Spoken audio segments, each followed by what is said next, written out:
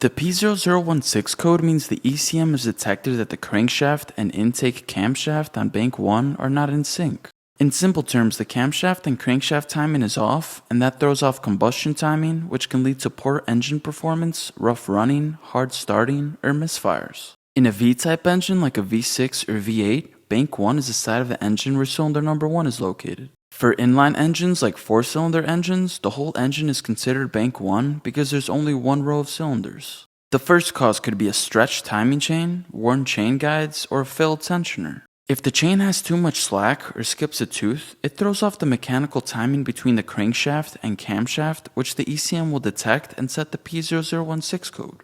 The second cause could be low or dirty engine oil, especially on engines with VVT. If the oil can't build enough pressure to move the cam phaser, the camshaft may not adjust properly, throwing off timing. The third cause could be a failing or clogged VVT solenoid. If the solenoid can't control the oil flow to the cam phaser correctly, the camshaft won't adjust as expected and the ECM may detect a timing issue. The fourth cause could be a failing camshaft phaser. If it's stuck or delayed in movement, the camshaft timing can fall out of sync with the crankshaft.